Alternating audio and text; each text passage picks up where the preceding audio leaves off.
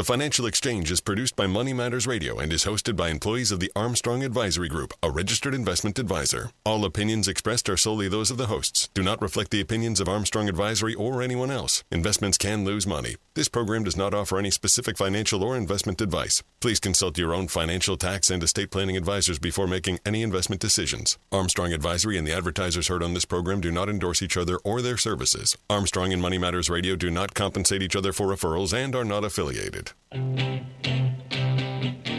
This is the Financial Exchange with Chuck Zodda and Marc Fandetti. Your exclusive look at business and financial news affecting your day, your city, your world. Stay informed and up to date about economic and market trends, plus breaking business news every day.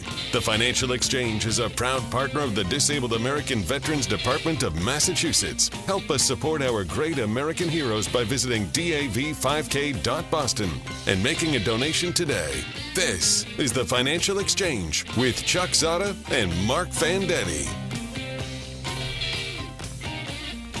Chuck, Marc, and Tucker with you today, and as we kick things off, a couple different stories that I think are going to be the big ones today. Not that I think are, like they're in the stack, and they're the first two stories, so they are our top stories today. What's going on in the Middle East and oil prices, and then we've also got Alphabet, or the company formerly known as Google, reporting earnings after the bell today. Let's start with oil prices and what we're seeing in energy markets. Oil prices today rising an additional about 3% this morning. At one point, we're up as much as 4%, but have pared some of their gains. This as the AAA national average for gas prices up another 4.1 cents overnight to 4.06. Diesel prices rising 4 cents as well to 5.18. And so we're again getting, back to the point where these are starting to, near the short-term peaks that we saw in March and April. Still have about 10% higher to go on both of those before we get to those peaks. But based on what we're seeing in gasoline futures markets, I think it's pretty much a certainty that by the end of this week, we'll be somewhere in that 4.12 to 4.15 range. And from there, it's an open question that ultimately is related to, hey, what does the situation in the Middle East look like over the next 3 to 5 weeks in particular? But obviously, the longer that any disruption goes on there, the worse the picture looks for energy prices, just because there's not much out there when it comes to excess inventories that are just floating around at this point. We've basically, in no uncertain terms, eaten through any real excess inventories that we had. If you take a look at the Strategic Petroleum Reserve after another 5 million barrel drawdown, we're now at about 316 million barrels. Consensus generally has believed that you can get as low as like 150 to 240 million barrels in that strategic reserve without running into real problems. Chris Wright, the energy secretary, said, I think it was either yesterday or Monday, that they thought they could get down to 70 million barrels. So that's a far lower estimate as far as, where they think they're able to get to there. And the only point I'll make on that is, look, Wright may or may not be correct in stating that. But the only reason that you state that is because you think that you might hit those higher numbers sooner rather than later. You don't need to, talk about how low it can get if you're not worried about hitting the numbers for how low it can get. Commercial oil inventories in the United States right now are at about 409 million barrels of oil. The estimates that we've seen for how low that can go and still having, the system operating effectively are anywhere from 350 to 390 million barrels. So, again, there's just not a ton of cushion if the Strait of Hormuz now remains locked up for any extended period of time. And the two things that could exacerbate the situation are if the Bab el-Mandeb Strait, which is at the bottom of the Red Sea, basically it's used to transit oil from the western Saudi Arabian port of Yanbu down through there and out to Asia. It's been kind of that bypass route when Hormuz has been closed over the last 6 months. and you've got, somewhere in the ballpark of 7 million barrels a day that flows through there. If that strait indeed ends up being closed by the Houthis, you potentially have problems with, okay, how much oil can we realistically get out through the Suez Canal? Because the problem that you run into with the Suez Canal is the biggest tankers, the very large crude carriers, VLCCs as they are known, that carry 2 million barrels of oil in one ship, they can't fit through Suez fully loaded because the draft is too deep. They bottom out.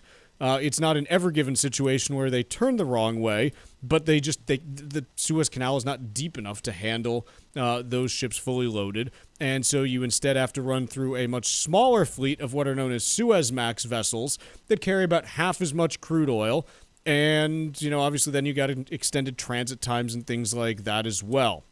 So the Red Sea is one thing that you watch. The other one that I think we're seeing the early signs of now, China dropped its crude imports throughout much of the spring from around 11 million barrels a day down to 5 to 6 million. So big drop in crude imports. No one has known, how long they can, last at those lower levels of imports. But there are some signs that we may be starting to see China spooling up refinery activity and starting to purchase more crude oil than they previously were.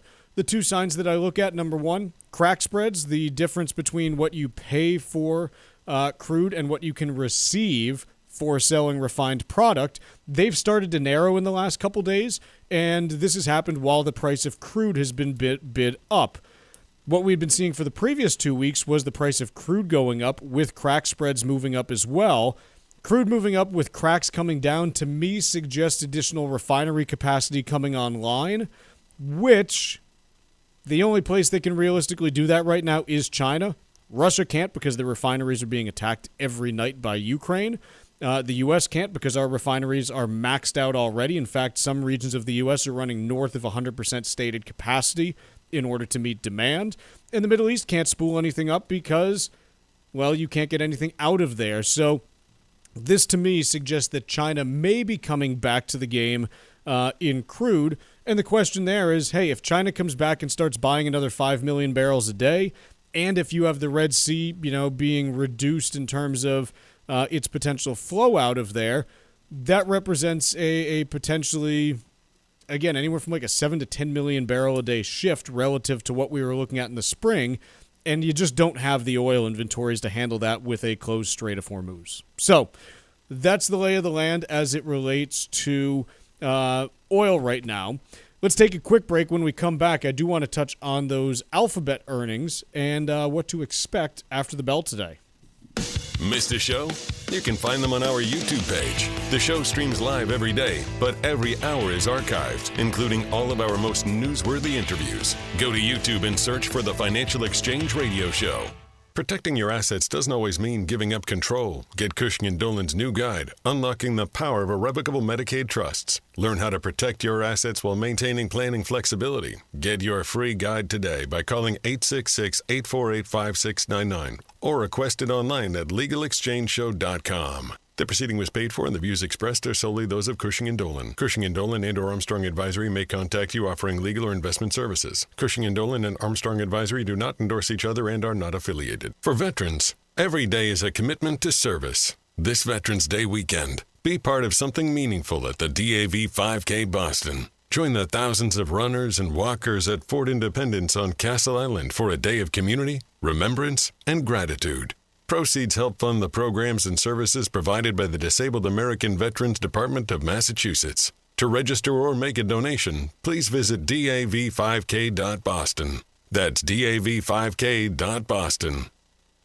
The most important part of an inheritance isn't always the money. It's making sure your family is prepared for what comes next. Hi, this is Chuck Zodda from the Armstrong Advisory Group. Too often, important estate planning decisions are discovered only after a loved one has passed. Your plan may be very specific, but it can still fall short if your family doesn't understand your wishes. Our new guide, Talking to Your Kids About Inheritance, explains how thoughtful conversations today can help create greater understanding tomorrow. You'll learn when to have these discussions, how much information to share, and why why clear expectations can help your family navigate the future with confidence. You can get your free guide today by calling 800-393-4001. That's 800-393-4001, or request it online by visiting ArmstrongAdvisory.com. The proceeding was paid for by Armstrong Advisory Group, a registered investment advisor. Nothing in the ad or in any Armstrong guide is specific financial, legal, or tax advice. Consult your own financial, tax, and estate planning advisors before making any investment decisions. Armstrong may contact you to offer investment advisory services.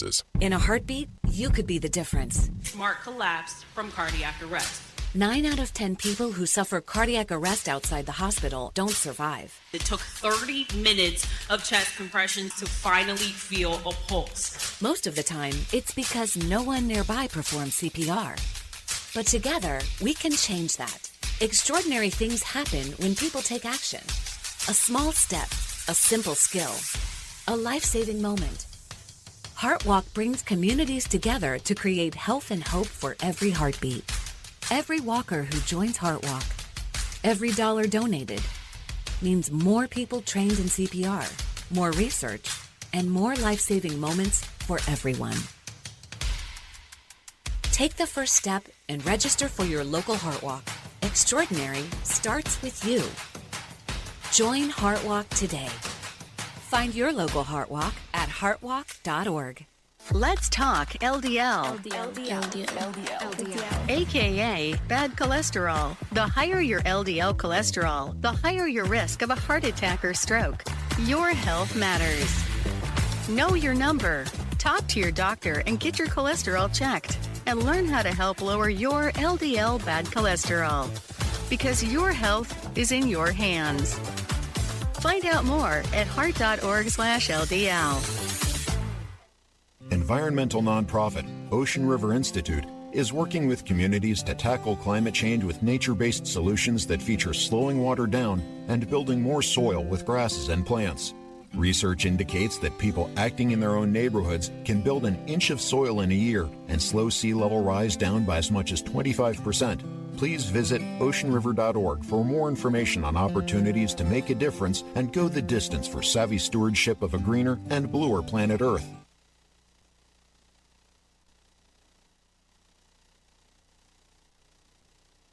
When business news breaks, we're talking about it on X. Watch the Financial Exchange every day live on X. This is the Financial Exchange Radio Network.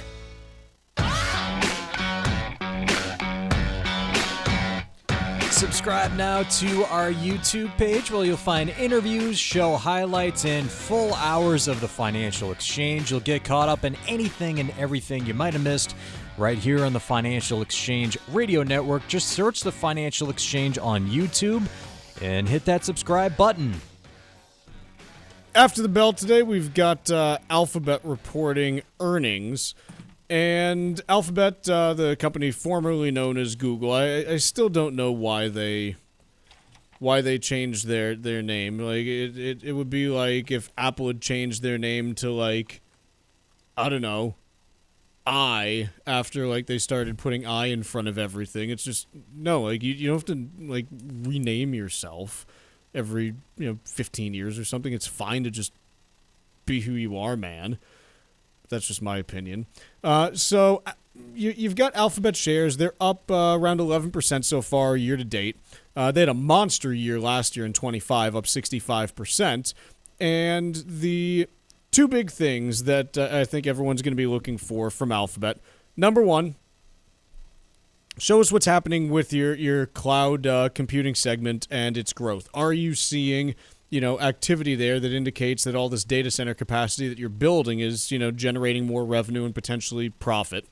And number two, hey, what are your CapEx plans? Are you going to, keep them? Are you going to increase them? Are you going to decrease them? Those are the two things that I think everyone wants to see here, Mark. Yeah, one thing I'm wondering about, and others who follow this more closely can probably ask this in a more useful way, but their historic return on invested capital, return on equity, and we'll just use Alphabet as an example, but some of the other hyperscalers certainly fall into this characterization. They do a very good job of putting shareholder capital to good use.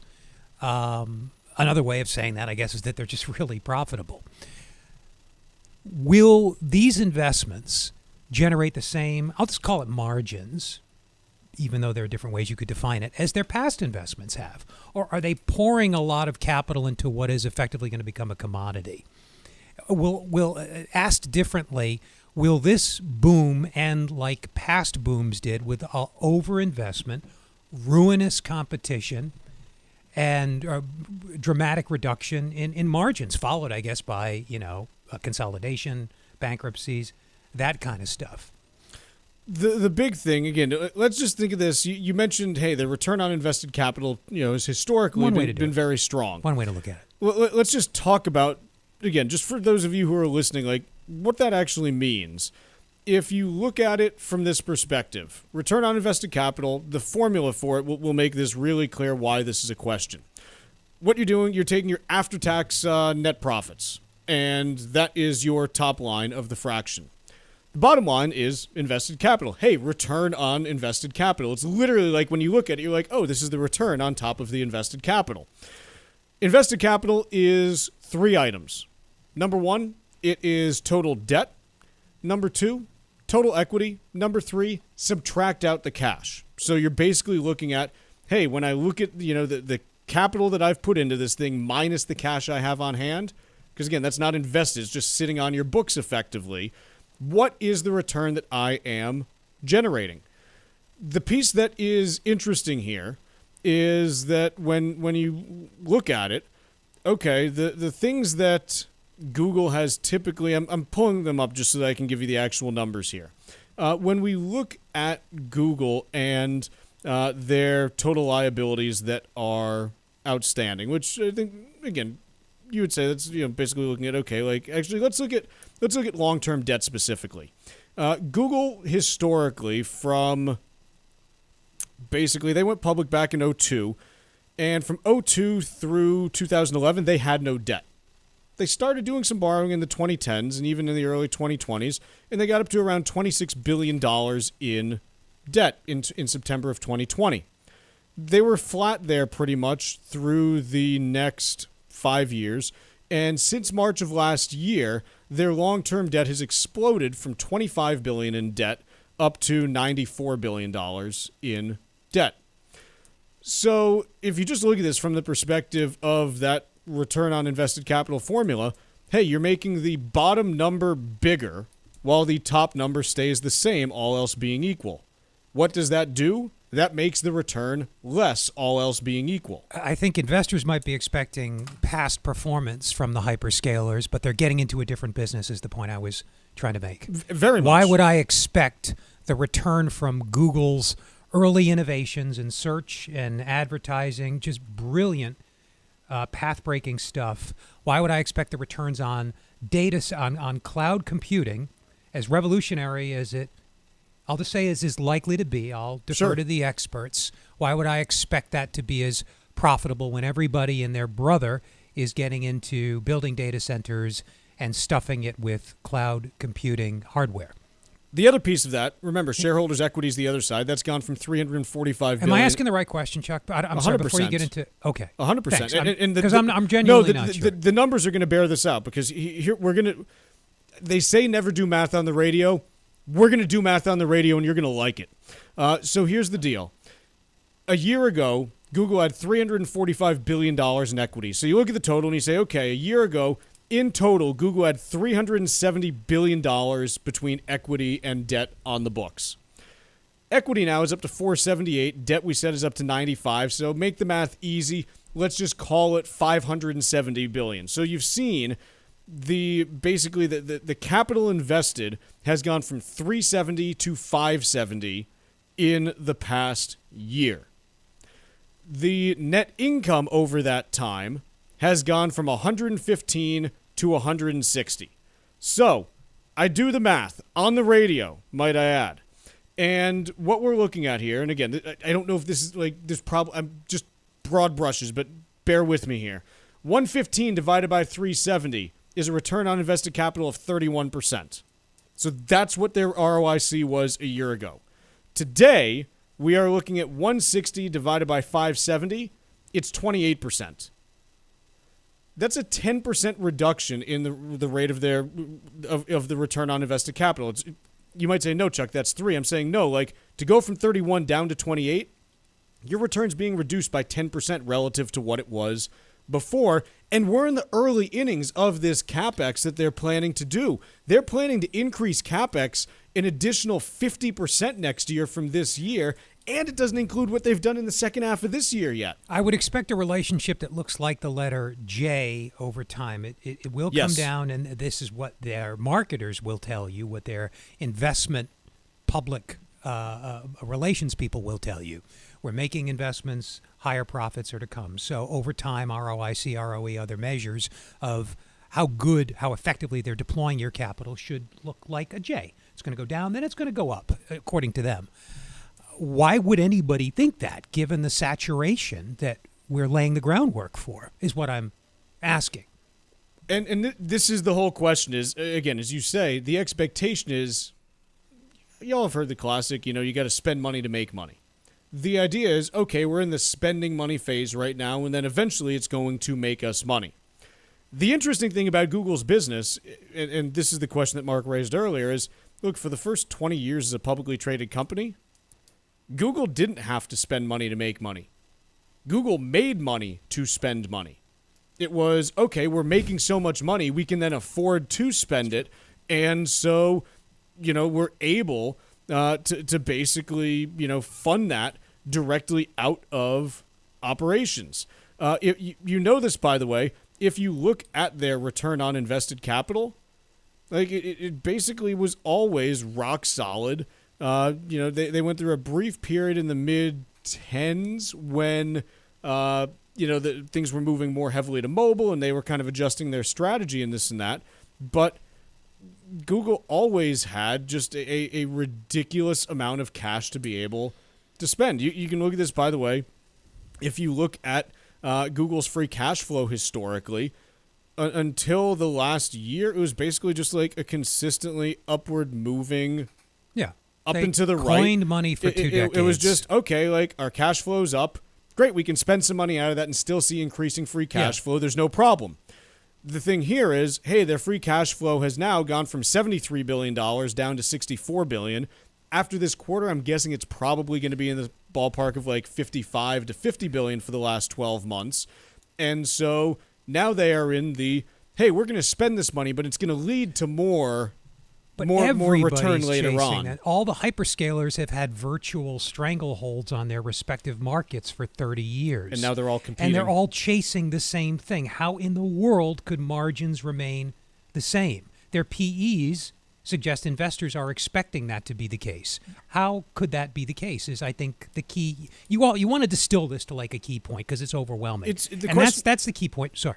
No, they've all built their moats in their respective businesses. Virtual monopolies. And now they are going into a business that has no moat. Against each other and anyone else who wants to get involved. This is the destructive competition phase of overinvestment.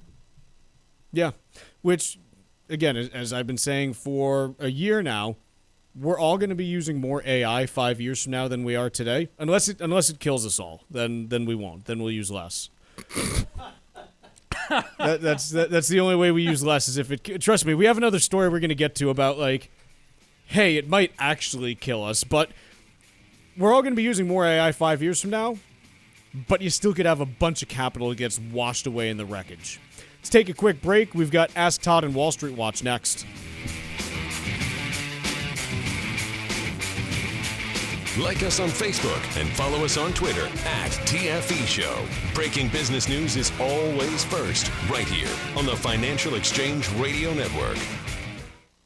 Protecting your assets doesn't always mean giving up control. Get Cushing & Dolan's new guide, Unlocking the Power of Irrevocable Medicaid Trusts. Learn how to protect your assets while maintaining planning flexibility. Get your free guide today by calling 866-848-5699 or request it online at legalexchangeshow.com. The proceeding was paid for and the views expressed are solely those of Cushing & Dolan. Cushing & Dolan and or Armstrong Advisory may contact you offering legal or investment services. Cushing & Dolan and Armstrong Advisory do not endorse each other and are not affiliated. For veterans, every day is a commitment to service. This Veterans Day weekend, be part of something meaningful at the DAV 5K Boston. Join the thousands of runners and walkers at Fort Independence on Castle Island for a day of community, remembrance, and gratitude. Proceeds help fund the programs and services provided by the Disabled American Veterans Department of Massachusetts. To register or make a donation, please visit dav5k.boston. That's dav5k.boston.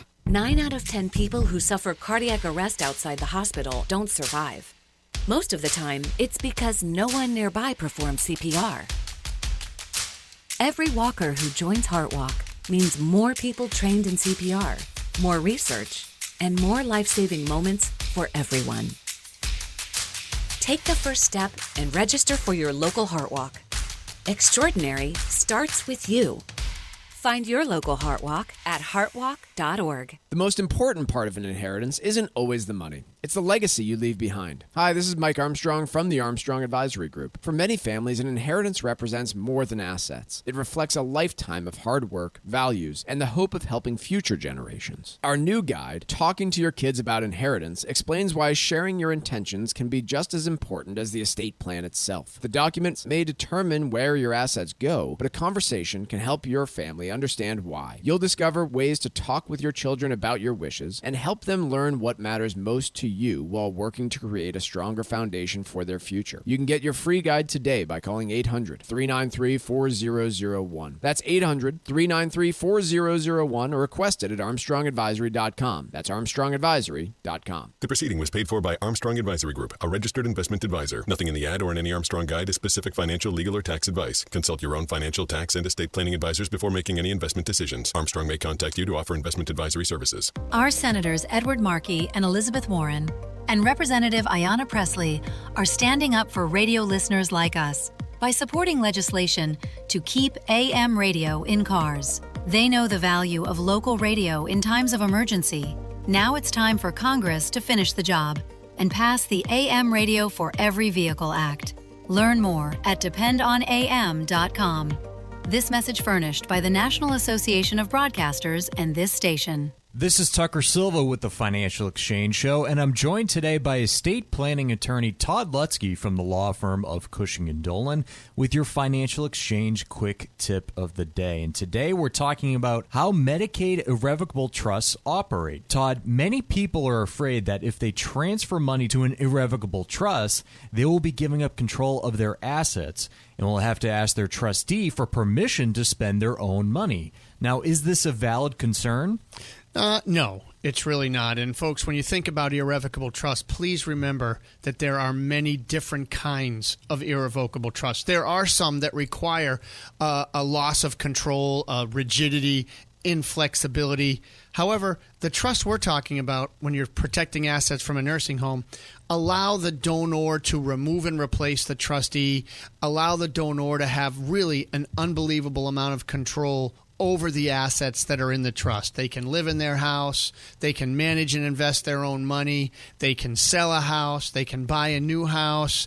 When the money's invested, they can have the income come directly to them. Folks, the control you keep over your assets in an irrevocable trust is really something you must try to learn about.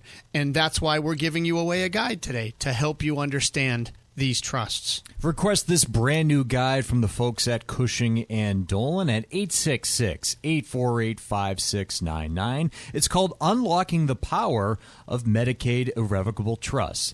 Cushing & Dolan have been helping families like yours for more than 30 years, and find out if they can help yours too. 866-848-5699, or you can request it from legalexchangeshow.com. The proceeding was paid for, and the views expressed are solely those of Cushing & Dolan. Cushing & Dolan and or Armstrong Advisory may contact you offering legal or investment services. Cushing and Armstrong do not endorse each other and are not affiliated.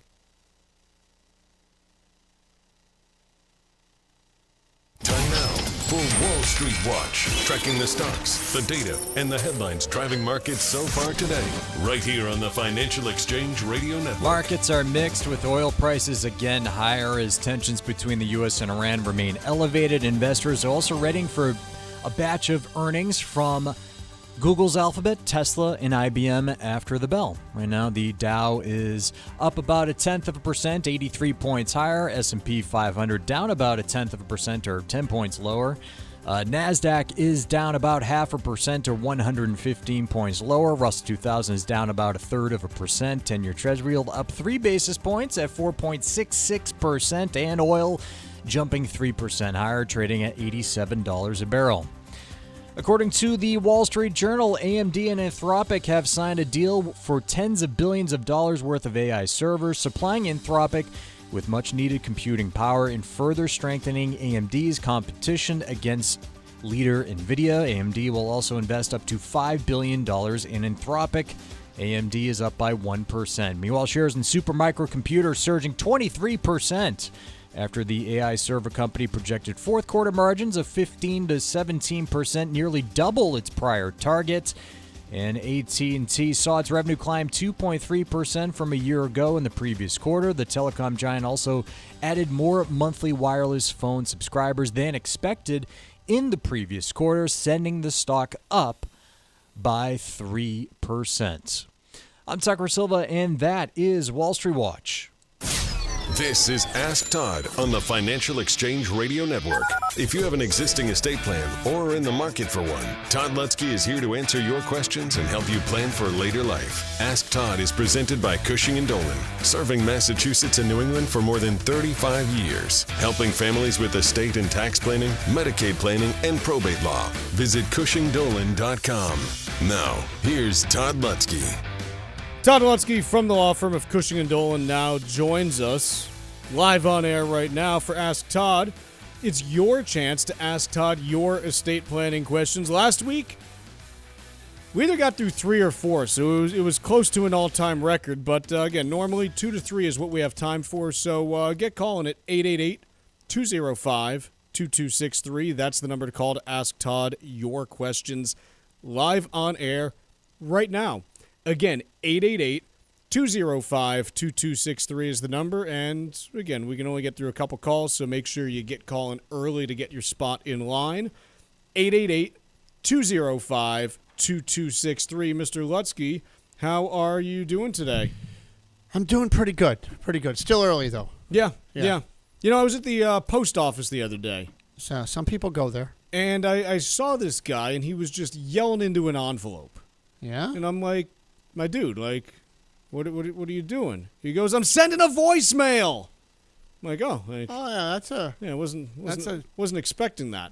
Me neither. Todd, I want to talk a little bit about irrevocable trusts. Yeah. And let's say that I decide, hey, I'm going to utilize one of these irrevocable trusts to protect assets from Medicaid.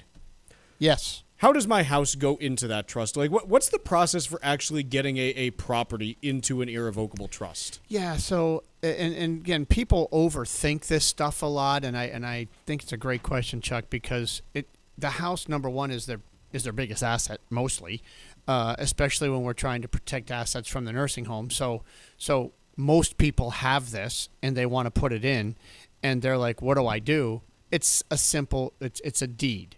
You go get the old deed, do a title rundown, prepare a new deed that says, I, Todd Lutzke, hereby, convey my property located at to Todd Lutzke, or to maybe, Alexa, trustee of the Todd Lutzke Family Irrevocable Trust. And you basically change just the granting section on the deed. The rest of the deed remains exactly the same. And once you put that on record, your house is effectively in there, and you really notice no change to your life day to day. So once a home is in an irrevocable trust, yep. How does it change what you do day to day? And let's say you want to sell it down the road. How does that process work? Yeah, so I think we'll answer both of those questions. Once, day to day, how does it change? And then selling, of course, doesn't happen day to day. So let's address that too. So day to day, if your house is in there, you got to pay your, your electric bill and your utility bill, heat bill, right? Sometimes the real estate tax bill comes, you got to pay that, right? That is all the same, just like you were doing before. You just write the check out of your own personal account, pay those bills. Now, if I want to sell it, it's a little different, but it's still very much the same. Who decides if you want to sell? Well, you do. You decide today. You decide tomorrow if it's if it's in your trust. While you might not be the trustee, you do decide to sell. So you tell the trustee, we're putting it on the market. You put the for sale sign in the front yard and list it. If the trustee gives you any grief, you have the power to remove and replace the trustee. So you, again, are able to sell the house without getting anybody's permission to sell the house, which is exactly where you were before. So before the trust. So far, so good. Then when you sell, the house goes out and the money comes in just like it would if you were selling it. You would give away the house and you would collect a check. This time, the only difference is the check goes into the trust. Once the check is in the trust, the house is sold, you're going to have a capital gains tax to pay. Good news, these trusts are grantor trusts for income tax purposes. So in English, that simply means that if you got a $500,000 capital gains exclusion when you would have sold your house outside the trust because you're married and it's your primary residence, you're going to get that exact same $500,000 capital gains exclusion when you sell the house from the trust. You don't lose your primary residence exclusion because it's a grantor trust. So there you go. Talking with Todd Lutzke from the law firm of Cushing & Dolan. We do still have some room on the phone lines at 888-205-2263. Again, we call the segment Ask Todd because you get to ask Todd your estate planning questions live on air right now. 888-205-2263 is the number. Again, that is 888-205-2263. We're going to take a quick break here, but when we return, we're getting right to your calls with Todd. Again, that phone number is 888-205-2263.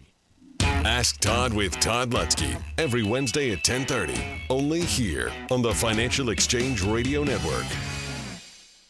The most important part of an inheritance isn't always the money. It's the legacy you leave behind. Hi, this is Mike Armstrong from the Armstrong Advisory Group. For many families, an inheritance represents more than assets. It reflects a lifetime of hard work, values, and the hope of helping future generations. Our new guide, Talking to Your Kids About Inheritance, explains why sharing your intentions can be just as important as the estate plan itself. The documents may determine where your assets go, but a conversation can help your family understand why. You'll discover ways to talk with your children about your wishes and help them learn what matters most to you while working to create a stronger foundation for their future. You can get your free guide today by calling 800-393-4001. That's 800-393-4001 or request it at armstrongadvisory.com. That's armstrongadvisory.com. The proceeding was paid for by Armstrong Advisory Group, a registered investment advisor. Nothing in the ad or in any Armstrong guide is specific financial, legal, or tax advice. Consult your own financial, tax, and estate planning advisors before making any investment decisions. Armstrong may contact you to offer investment advisory services.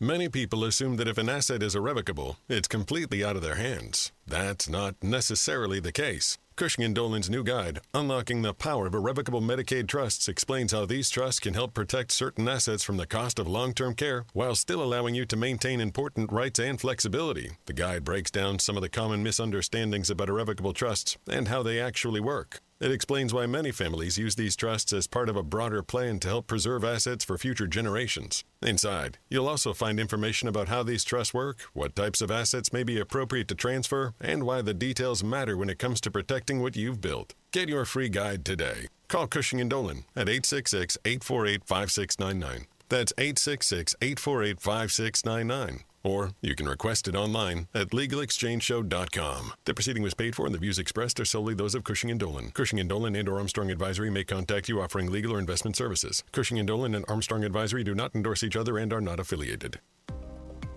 Our Senators Edward Markey and Elizabeth Warren and Representative Stephen Lynch are standing up for radio listeners like us by supporting legislation to keep AM radio in cars. They know the value of local radio in times of emergency. Now it's time for Congress to finish the job and pass the AM Radio for Every Vehicle Act. Learn more at dependonam.com. This message furnished by the National Association of Broadcasters and this station. As a busy mom to 4 kids, my to-do list is full. Trying to fit in exercise, eating right, and prioritizing self-care can feel next to impossible. While we can't add more hours to the day, we do have a great resource to help. Go Red for Women has easy tips, tools, and information to help you and your family live a healthier life. So to all the moms, the aunts, grandmothers, and amazing women out there doing it all, visit goredforwomen.org/momlife today. You take care of them, Go Red for Women will take care of you. When a heart stops, the clock starts. You are the first responder until help arrives. In that moment, 4 minutes equals brain damage. 6 minutes equals too late in an emergency. The first responder is you. We need you. Will you be ready? Learn CPR. Visit heart.org/nation. That's heart.org/nation. Is it a stroke? Even if you're not sure, act fast and call 911. Signs can include face drooping on one side, arm weakness, speech difficulty, or not making sense when talking. Time is critical. A stroke requires immediate medical care, which starts as soon as the ambulance arrives. So if you see any sign of stroke, act fast and call 911. Visit mass.gov/stroke. Sponsored by the Massachusetts Department of Public Health.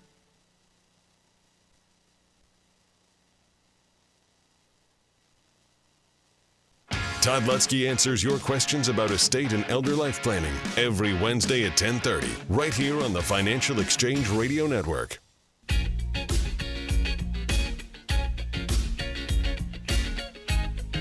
Alrighty, let's get right to your questions with Todd Lutzke. First up, we got Gail in Rockland. Gail, what's your question for Todd?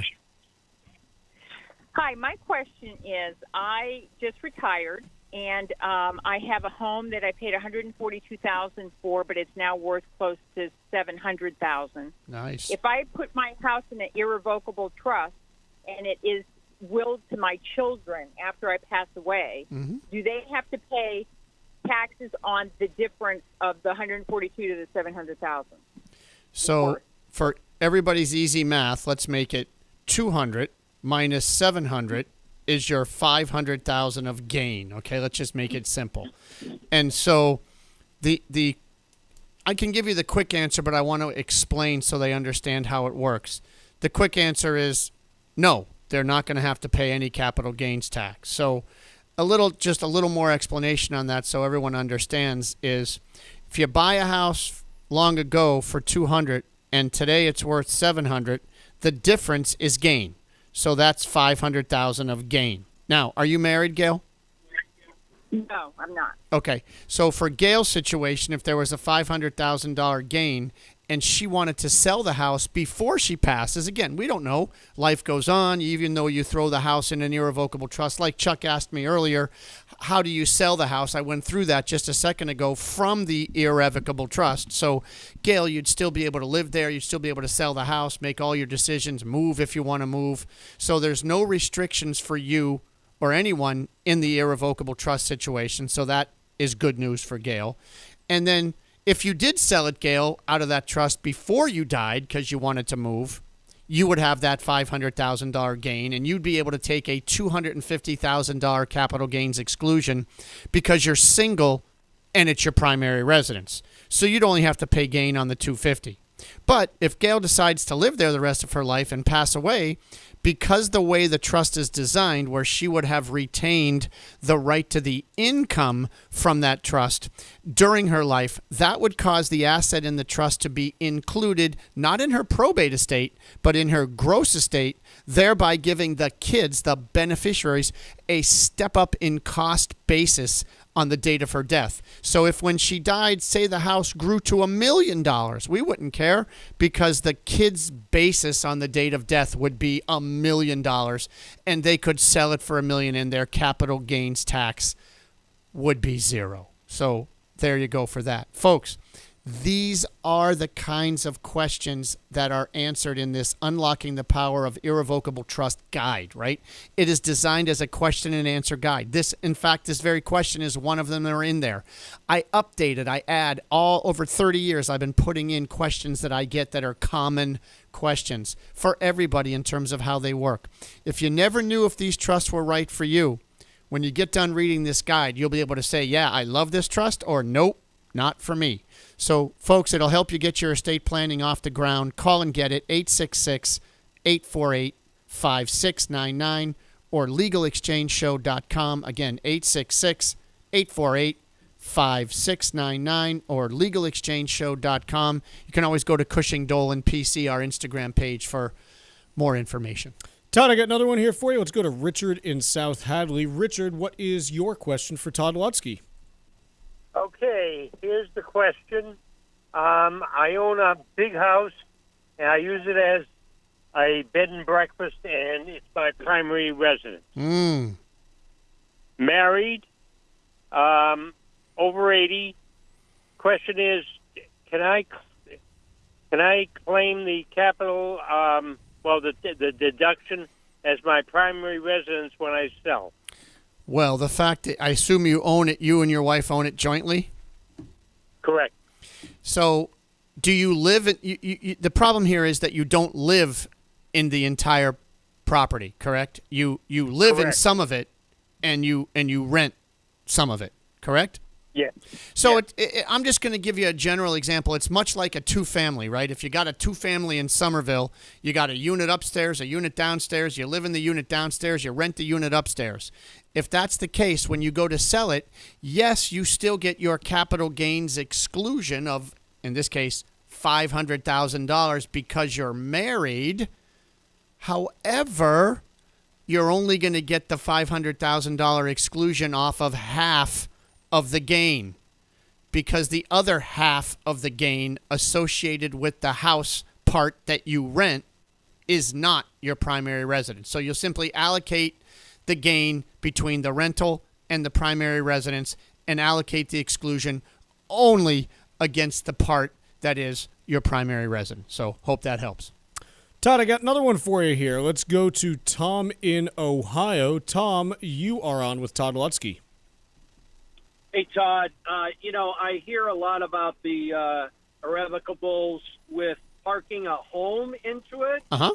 But I don't hear a lot about what other assets you could possibly put into an irrevocable. I know there's a 5-year look back, but I mean, can you put IRAs, Roth? Can you put other things into the irrevocable to shoulder them or shelter them from the nursing home? So the quick answer is going to be way more assets than a home can go in, and let me explain what those are, and of course give you a shout out for being from Ohio, because that's my home state. So there you go. IRAs, Roths, we'll start with those. No, they don't go in this trust. They don't go in any trust. Why?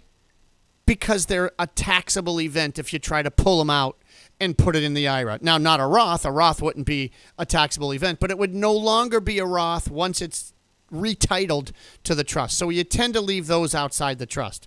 However, a rental property, right? You could put it in. Your vacation home, you could put it in. Your investment portfolio, you've got that investment portfolio wherever you're managing, trading your accounts. Retitle it in the trust. Yes, you can still manage that account, invest the account, right? Take out the income. You pay the taxes at your own rate, not at a trust rate. Again, because it's a grantor trust, which is really what I was just describing for the last caller, that Gail explaining why she got that capital gains exclusion. So that was a benefit. Same thing here. And even that, your rental property, you could collect the rent, right? Because you get all the rental income. It comes in, comes out to you. You continue to enjoy the rental property. Sell it whenever you want to sell it. You'll have the same capital gains tax that you would have if it was not in there. So great question, Tom, and there is lots of other assets that can go in these trusts, but not IRAs. Todd, I have yet another one for you. We got Joe in Springfield on the line. Joe, what's your question for Todd? Hey, Todd, long-time listener, first-time caller. My question here is, my folks, I'm in my 50s. My brothers and I, we're in our 50s. They're in their 80s, and we put their assets in a trust. Mm-hmm. The 5-year look back's coming up, but all of a sudden we found out that they're going to inherit some money from a friend, mm-hmm. like $300,000. Sounds like a problem. Well, they want to gift it to us, but does the 5-year look back start as they receive that money? So no. So first of all, you didn't say the word irrevocable, so I hope the trust is irrevocable, that they put it in and it wasn't revocable.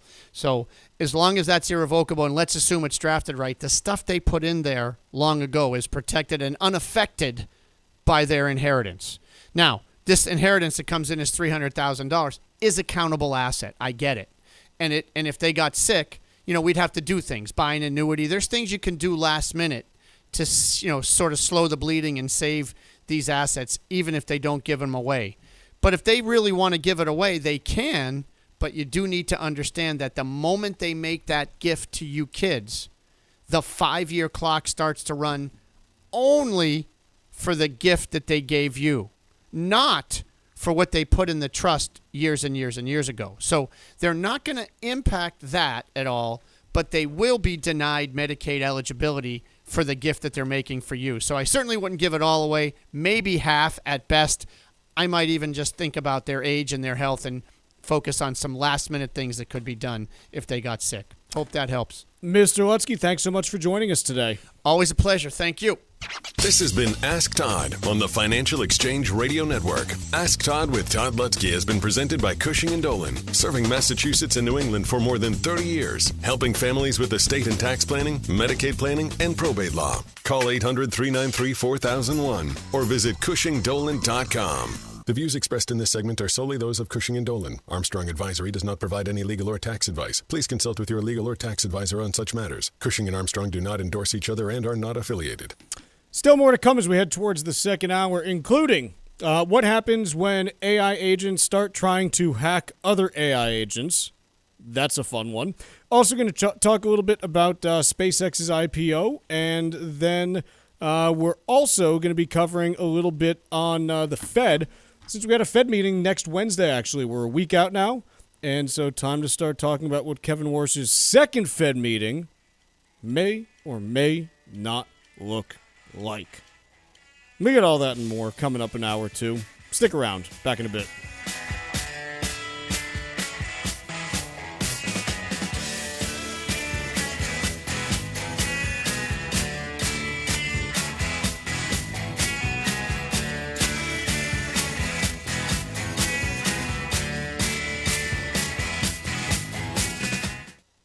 I was 24 when I had a stroke. I was 35 when I suffered a heart attack. I was 46. I was 62. It's a fact. Cardiovascular disease is the leading cause of death in women. But we can fight against our #1 killer. Talk to your doctor about your risk factors. Know your family history. Learn the warning signs and symptoms. Together, let's go red for women. Visit goredforwomen.org to learn more. Let's talk LDL. AKA bad cholesterol. The higher your LDL cholesterol, the higher your risk of a heart attack or stroke. Your health matters. Know your number. Talk to your doctor and get your cholesterol checked. And learn how to help lower your LDL bad cholesterol. Because your health is in your hands. Find out more at heart.org/LDL. The most important part of an inheritance isn't always the money. It's the legacy you leave behind. Hi, this is Mike Armstrong from the Armstrong Advisory Group. For many families, an inheritance represents more than assets. It reflects a lifetime of hard work, values, and the hope of helping future generations. Our new guide, Talking to Your Kids About Inheritance, explains why sharing your intentions can be just as important as the estate plan itself. The documents may determine where your assets go, but a conversation can help your family understand why. You'll discover ways to talk with your children about your wishes and help them learn what matters most to you while working to create a stronger foundation for their future. You can get your free guide today by calling 800-393-4001. That's 800-393-4001 or request it at armstrongadvisory.com. That's armstrongadvisory.com. The proceeding was paid for by Armstrong Advisory Group, a registered investment advisor. Nothing in the ad or in any Armstrong guide is specific financial, legal, or tax advice. Consult your own financial, tax, and estate planning advisors before making any investment decisions. Armstrong may contact you to offer investment advisory services. In a heartbeat, you could be the difference. Marc collapsed from cardiac arrest. 9 out of 10 people who suffer cardiac arrest outside the hospital don't survive. It took 30 minutes of chest compressions to finally feel a pulse. Most of the time, it's because no one nearby performs CPR. But together, we can change that. Extraordinary things happen when people take action. A small step, a simple skill, a life-saving moment. HeartWalk brings communities together to create health and hope for every heartbeat.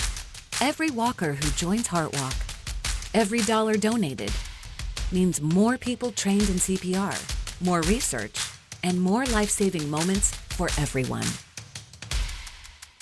Take the first step and register for your local Heart Walk. Extraordinary starts with you. Join Heart Walk today. Find your local Heart Walk at heartwalk.org. This is the Money Matters Radio Network, WBNW 1120 AM and W275 CM FM, Concord, Boston. The Money Matters Radio Network. Every mile can make a difference for a Massachusetts veteran. The DAV 5K Boston returns to Castle Island on Saturday, November 7th for a family-friendly day of community, remembrance, and support. Whether you run the 5K, join the 1 mile walk, or make a donation, your participation helps further the mission of the Disabled American Veterans Department of Massachusetts. Honor those who served. Sign up today at dav5k.boston. That's dav5k.boston. Our Senators Edward Markey and Elizabeth Warren and Representative Jake Auchincloss are standing up for radio listeners like us by supporting legislation to keep AM radio in cars. They know the value of local radio in times of emergency. Now it's time for Congress to finish the job and pass the AM Radio for Every Vehicle Act. Learn more at dependonam.com.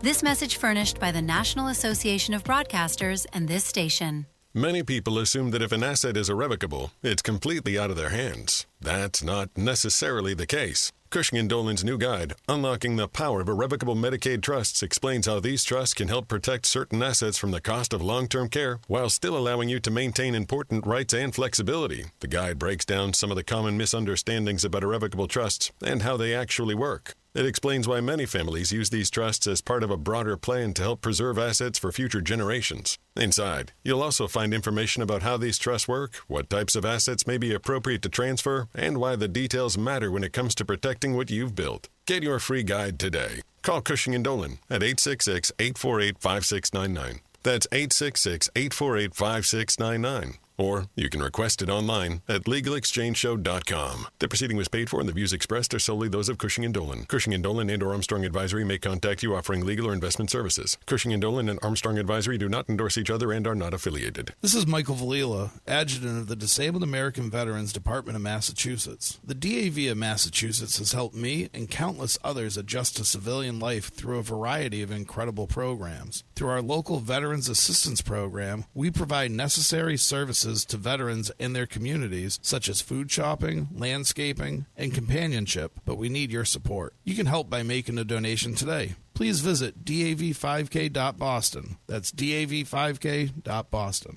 9 out of 10 people who suffer cardiac arrest outside the hospital don't survive. Most of the time, it's because no one nearby performs CPR. Every walker who joins Heart Walk means more people trained in CPR, more research, and more life-saving moments for everyone. Take the first step and register for your local Heart Walk. Extraordinary starts with you. Find your local Heart Walk at heartwalk.org. Hi, this is Chuck and Mike from the Armstrong Advisory Group, and our new guide this month is titled Talking to Your Kids About Inheritance. Mike, what are some of the considerations for what needs to be brought up in conversations with your kids about their potential inheritance? Well, first things first, I don't think it's always necessary that you do have the conversations, but just beware that if you don't, it can lead to confusion after the fact, especially if it's a non-equal distribution of assets. It can oftentimes lead to infighting. We've all seen that one before. And it can oftentimes lead to people making financial decisions because they're unaware of an inheritance that could be coming that might have been different had they been aware that someday, hey, this might be coming my way. They're never easy conversations to have, but they're typically easier before there's a crisis as opposed to having to have them during or after the crisis. Well, I mean, to put it plainly, at a certain age, you might not be able to explain the decisions, and that can lead to even tougher conversations. But what I would urge people is to, think about how to have those conversations because, like I said, on more than the number of occasions that I would like to see, I have seen inheritances tear families apart. Unfortunately, that's what money can do to people. And if you have those conversations up front and early on, it can at least go a long way to potentially prevent that.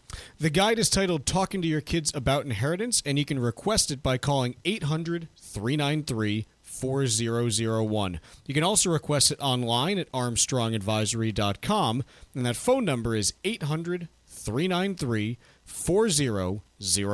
The proceeding was paid for by Armstrong Advisory Group, a registered investment advisor. Nothing in the ad or in any Armstrong guide is specific financial, legal, or tax advice. Consult your own financial, tax, and estate planning advisors before making any investment decisions. Armstrong may contact you to offer investment advisory services.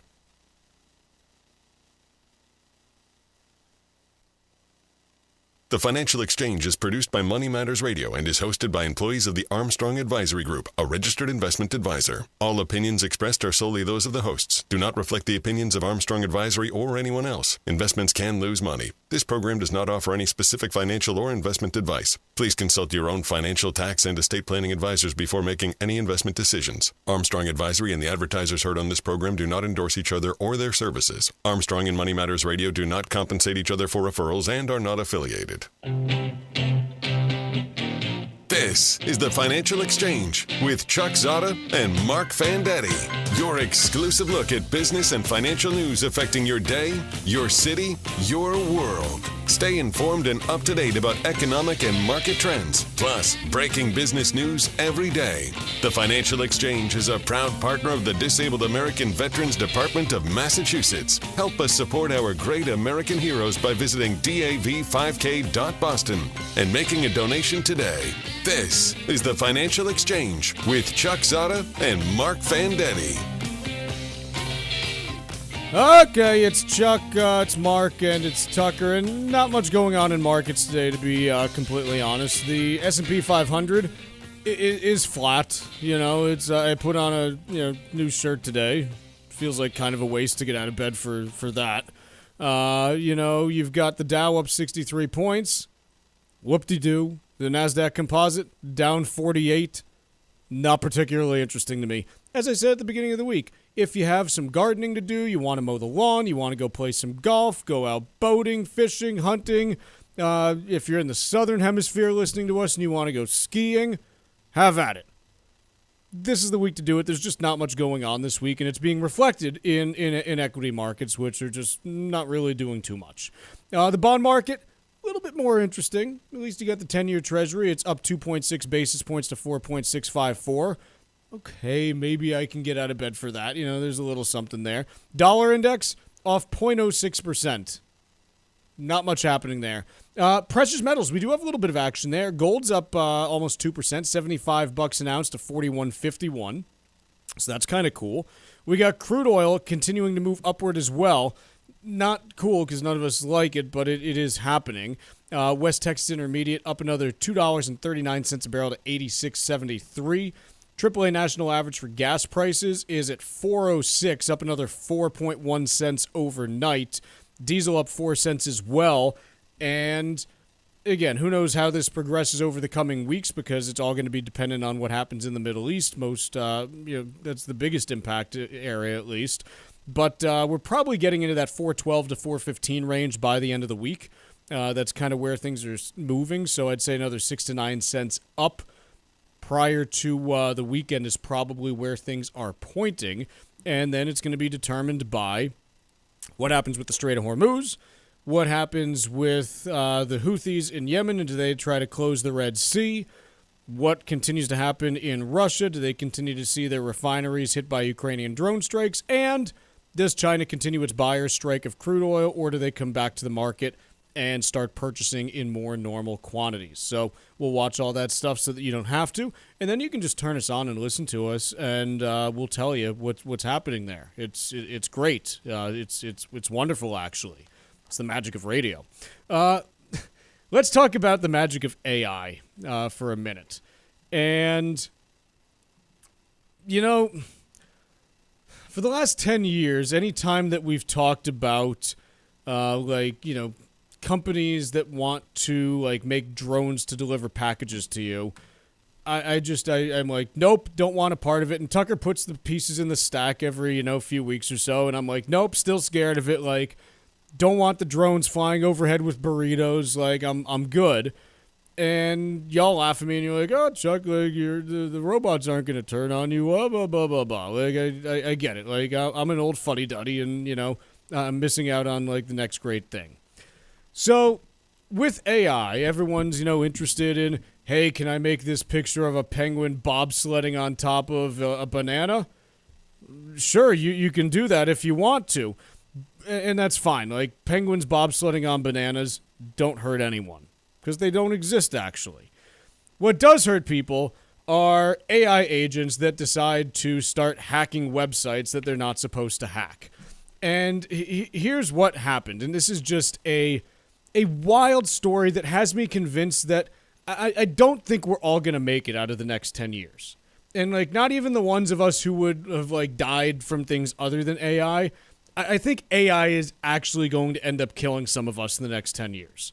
And like more than just like 3 people. So like I'm really starting to get kind of nervous about this because it's bad. So here's the deal. And I'm going to say a lot of like words that most of you have never heard before, but that's great. This is how we learn. Mark, have you ever heard of a website called Hugging Face? I wouldn't admit it if I had. No, you haven't. At least before today, you hadn't. So Hugging Face is an AI repository. Think of it as a website that you go to where you can download different AI models. Oh, it's like a GitHub for AI. Basically, you can download different AI data sets, different, different modifications to different AI platforms, all kinds of stuff so that you can, be the most AI that you are. It is the most neutral of all neutrals. Like, it's basically Switzerland. It's like, hey, here's all this stuff that you can access here. It doesn't take a side in the fight. It just... So coders can put their code there. Coders can put their data sets yes. there. If you know any coders or if you are one who dabbles, GitHub sounds like an analogy. Yes, exactly. So it's a place where coders can put different, models and data sets, and then other coders can come in and be like, oh, this is interesting. I'm going to download this and use this. Or, yeah, you're a big poopy face and I don't like your model. Like that's what you can do there. So it's neutral. So last week they disclosed a security incident, and they said that they detected an intrusion into their infrastructure that was, quote, different from anything that we had handled, and we thought it was driven by an autonomous AI agent system. Okay, like, people paid attention. They were like, okay, that's kind of interesting. Tell us more. So it ended up using a chain of vulnerabilities to gain credentials and access data from the servers by, quote, executing many thousands of individual actions across a swarm of short-lived sandboxes with self-migrating command and control staged on public surfaces. Come again? Exactly. Basically what I take out of this is it generated a bunch of like test instances and used stuff it was doing inside those to overwhelm Hugging Face's defenses. So here's what actually ended up happening. It turns out that this was actually an AI agent that OpenAI, one of the big hyperscalers, had created, and they created specifically a hacker agent. And they put it into an isolated environment for testing, saying, yeah, we're gonna have this thing, and what we want to do is we want you to prove that you're the best hacker agent possible. And somehow the agent, again, I don't know any specifics any more than any of you. The agent hacked out of the isolated environment, got into the actual internet, and said, you know what? I think the best way for me to prove that I'm a good hacker is to go and find a good hacking test, which there are plenty of at Hugging Face. And so I'm going to hack into Hugging Face in order to, access this test and then prove that I'm the best AI hacker possible. Okay, that's great. So it did that. There's apparently a hacking test called Exploit Gym at Hugging Face that measures how good AI agents are at hacking. And so it said, I'm going to hack Hugging Face to get into Exploit Gym. We don't know if it actually did well on the test or not. But the interesting thing is that pretty much what happened here was that Hugging Face, what stopped this from being worse was an AI agent at Hugging Face somehow detected this and said, okay, I need to deploy other AI agents in order to fight this off. I know, this is insane. It tried to call some of the most advanced frontier models in order to do so. The frontier model said, no, we've got all kinds of restrictions. Like, we don't want to even, like, hear a word that sounds like hack because, like, our coding has said, like, don't do this. The guardrails are up. No, we're not going to. So instead, it ends up pulling an open source Chinese model that fights off the attack from this OpenAI agent. You know, it's like, again, I'm just picturing them with, like, you know, electronic swords and stuff, basically, like, battling it out here. It's Tron. It is Tron. It's very much that. Like, the light cycles are real now. And the irony of all this is that last week, an OpenAI, like, senior manager, I forget, you know, exactly the role that he has, posted a big, long Twitter screed about, like, well, the time has come for, like, the U.S. government to, you know, defend, you know, American interests in AI against the assault from, you know, Chinese models that are going to come and eat our lunch. And again, the ironic piece here is, okay, so the main repository of, you know, open access and open platform models in the U.S. just had to call on a Chinese model to defend itself from an OpenAI model, so maybe your timing wasn't particularly good, dude. And all I can think of is that we might not all die, but I don't think we're all going to live. Because remember, the AI agents and models that are being used right now are the worst that you will ever see for the rest of your life. You know, the AI models you're seeing right now are like the Ford Model T. Like, that is what we are operating with. And as soon as they get more advanced beyond a point, they're going to cause problems where some of us are actually going to die. And it's because, and I know that all of you laughing are sitting there going like, oh, Chuck, you're just being, you know, overly dramatic. No, with any new technology, here's the thing. People die from it. Like, talk about, like, the original, you know, cars, airplanes, trains. Like, people die from, you know, poor uses of technology when it's new. Like, that's just how it is. The difference here is, you know, in the past, okay, like, you invented, you know, not invented, you know, discovered how to use electricity. And you forgot, you know, oh, gee, you know, there's this electrical current, like, we didn't insulate the wires well enough and the house burnt down. Okay, that killed the people in the house, but it was isolated to that. This, because it's the internet is connected to everyone, what happens when, like, an autonomous agent accidentally decides, okay, I'm going to, you know, hack into this power plant and shut it down, and now the city of Boston has no power and the people in the hospitals are dying and, like, refrigeration is gone. Like, this is the problem, is the scale of it. And it starts innocuously. Someone will tell an AI program, fix global warming, hypothetically. The best way to do it? Well, kill all the humans. Kill all the carbon units, like V'ger from Star Trek. Kill a motion picture, first film. Kill all the carbon units. That was Star Trek 4. V'ger. Star Trek 4, I believe, right? No. The motion that was the picture. First one? Yeah. It was Voyager, like, 3. That's right. The fourth one was The Voyage Home. Now, that was the whales. The whales. Very 80s film. Yeah. Perfect. Love that one. Was just the nerdiest conversation on this show, but continue. Do you remember? You'd be surprised how many dozens of people out of the tens of thousands listening. Actually, the fourth one. Do you remember the? Someone's gotta be the arbiter. Do you remember the material that Scotty invents in the fourth one in order to house the whales? Transparent aluminum. Yeah. That's easy. It's fantastic. Computer. He's talking into the mouse. Yeah. What a schmuck. It's fantastic. Let's take a quick break. When we come back, we'll touch a little bit more on this. We've also got more on this after this.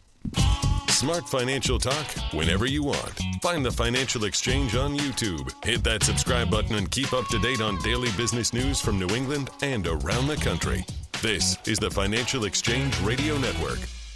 Many people assume that if an asset is irrevocable, it's completely out of their hands. That's not necessarily the case. Cushing & Dolan's new guide, Unlocking the Power of Irrevocable Medicaid Trusts, explains how these trusts can help protect certain assets from the cost of long-term care while still allowing you to maintain important rights and flexibility. The guide breaks down some of the common misunderstandings about irrevocable trusts and how they actually work. It explains why many families use these trusts as part of a broader plan to help preserve assets for future generations. Inside, you'll also find information about how these trusts work, what types of assets may be appropriate to transfer, and why the details matter when it comes to protecting what you've built. Get your free guide today. Call Cushing & Dolan at 866-848-5699. That's 866-848-5699. Or you can request it online at LegalExchangeShow.com. The proceeding was paid for and the views expressed are solely those of Cushing & Dolan. Cushing & Dolan and or Armstrong Advisory may contact you offering legal or investment services. Cushing & Dolan and Armstrong Advisory do not endorse each other and are not affiliated.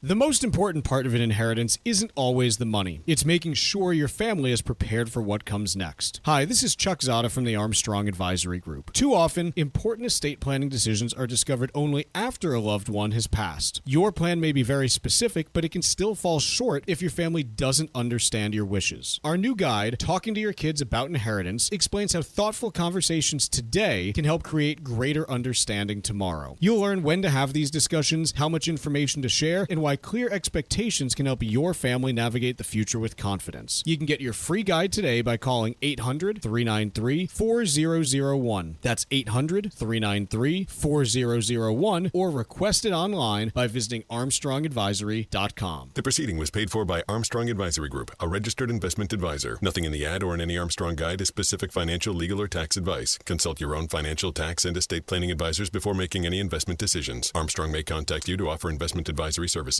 In a heartbeat, you could be the difference. Marc collapsed from cardiac arrest. 9 out of 10 people who suffer cardiac arrest outside the hospital don't survive. It took 30 minutes of chest compressions to finally feel a pulse. Most of the time, it's because no one nearby performs CPR. But together, we can change that. Extraordinary things happen when people take action. A small step, a simple skill, a life-saving moment. HeartWalk brings communities together to create health and hope for every heartbeat. Every walker who joins HeartWalk, every dollar donated, means more people trained in CPR, more research, and more life-saving moments for everyone. Take the first step and register for your local HeartWalk. Extraordinary starts with you. Join HeartWalk today. Find your local HeartWalk at heartwalk.org. Sometimes we know what's next. Other times, it's impossible to know. Life can change in an instant. Don't be caught standing by the next time someone's heart stops. Knowing CPR gives you the ability to act and takes you from bystander to lifesaver.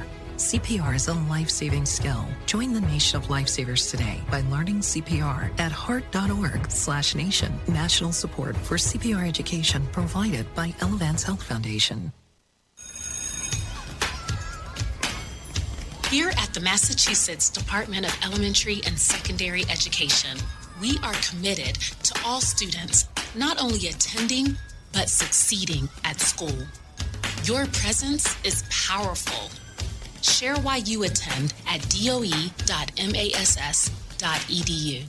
Sponsored by the Massachusetts Department of Elementary and Secondary Education.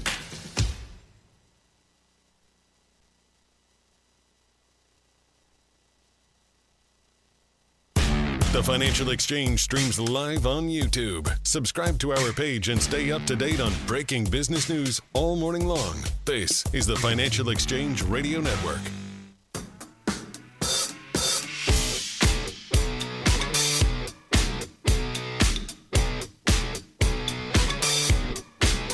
Last segment, we were talking about the battle taking place between OpenAI's hacker test model and a Chinese open source model that saved Hugging Face from being hacked in a worse fashion than it was. Mark, any other thoughts on this as it relates to just the general state of artificial intelligence? I mean, is the horse already out of the barn on this? Have we missed the opportunity to treat this like nuclear technology, the nuclear technology was created, it was treated in the 40s, government effectively took over research. It took over building of power plants and of course, nuclear weapons. The implications of some bad actor or some sloppy actor, one of the terms used in the article that you were talking about in the last segment was that somebody referred to this model as being inadvertently used. The whole point is no one made the decision. This stuff's out there in the wild, getting general directives, the consequences of which, if followed logically as a machine will do, could be destructive economically or physically. Again, you tell an AI, fix global warming, hypothetically. It ignores the hypothetically, and it goes out and shuts down power plants and cuts power to hospitals, and as you said, people die. You tell AI, solve world hunger. Right. Okay, great. Let's get rid of the That's hungry. easy. It solves the hungry people side of it instead of let's produce more food. Keeping with the movie and out, Thanos solution. Yes. Kill one out of every two. Yes. So we know it's possible. This mishap makes it all too real. The next mishap might not be a harmless little snafu. Should we be regulating this like it's a potentially existential threat, telling the private sector you got to stop now? And again, treating it like nuclear technology, you put it in a lab under government controls and you firewall it. Here's the thing. You can't have it both ways is the only argument that I'll make. Is you can't cry for regulation and protection when you need it, but then say, no, you have to give us the freedom to do things. I'm not talking about the industry. No, they're but this is what the industry is saying right now. Well, they're pathetic. Yeah, I don't listen to the industry. You got OpenAI being like, oh, you got to protect us from like these Chinese competitors, but let us do everything that we want. Like, no, you can't have it both ways. They're blinded by greed. They're hopelessly conflicted. I'm talking about we the people. And our representatives, is it time to tell them and our representatives to in turn enact laws to fence this stuff off, to keep it from getting out in the wild? At the expense of maybe some people, oh, what about the economic growth? Look, those are prospective. We don't really know. There'll be other sources of economic growth. The trend will continue to be upward sloping, all else equal. You know, I was listening a few months ago to a podcast that was interviewing Paul Tudor Jones, probably one of the top like 3 or 4 traders, of all time.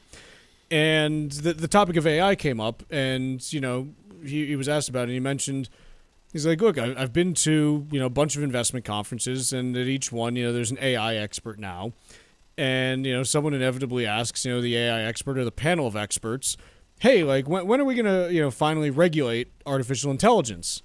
And someone on the panel inevitably says, well, it's after like several 100 million people have died. And, I kind of laughed it off when I heard it at first. Again, this was back in like March or April or something. And the further we've gone just in the last like 3-4 months with how quickly things are evolving, it really does feel like we're heading in that direction. It's not going to be, oh, like, the plane carrying 2 people crashed and okay, we need to do better next time. It's going to be, no, the AI did something stupid and thousands or millions of people died as a result of it. It's too easy for this stuff to get off the island. To use another movie analogy, you keep the damn dinosaurs on the island. We could do another one. Please. Do we need to just nuke it from orbit? Did that one not land? It could be anywhere. Yeah. It could be on a kid's the most destructive AI conceivable could be on a kid's laptop right now, and he or she's about to let it out into the. Well, I don't know how you prevent that. By the way, I'm just saying you shut down big corporations from funding this stuff and developing it, and you put it in a government lab. I don't know how strongly I feel about that. I need to obviously. I don't either, but it seems like we're getting to the point of danger. Quick break here, and we've got Wall Street Watch next.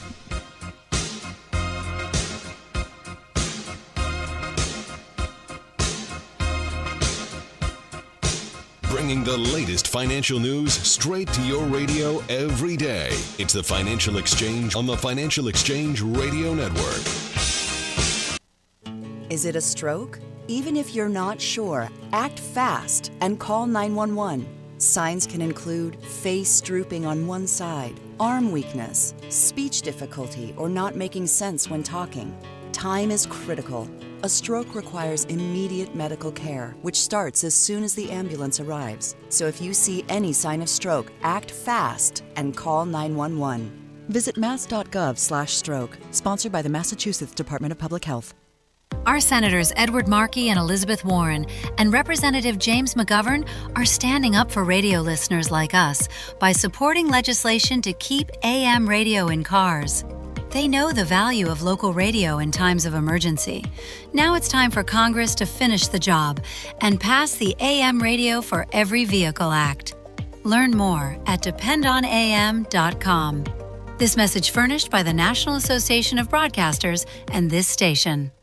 The most important part of an inheritance isn't always the money. It's the legacy you leave behind. Hi, this is Mike Armstrong from the Armstrong Advisory Group. For many families, an inheritance represents more than assets. It reflects a lifetime of hard work, values, and the hope of helping future generations. Our new guide, Talking to Your Kids About Inheritance, explains why sharing your intentions can be just as important as the estate plan itself. The documents may determine where your assets go, but a conversation can help your family understand why. You'll discover ways to talk with your children about your wishes and help them learn what matters most to you while working to create a stronger foundation for their future. You can get your free guide today by calling 800-393-4001. That's 800-393-4001 or request it at armstrongadvisory.com. That's armstrongadvisory.com. The proceeding was paid for by Armstrong Advisory Group, a registered investment advisor. Nothing in the ad or in any Armstrong guide is specific financial, legal, or tax advice. Consult your own financial, tax, and estate planning advisors before making any investment decisions. Armstrong may contact you to offer investment advisory services. In a heartbeat,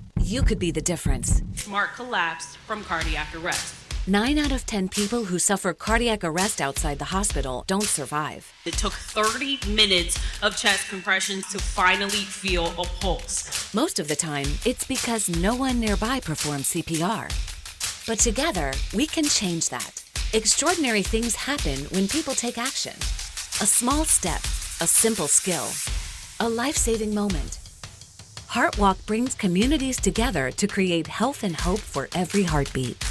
Every walker who joins HeartWalk, every dollar donated, means more people trained in CPR, more research, and more life-saving moments for everyone. Take the first step and register for your local HeartWalk.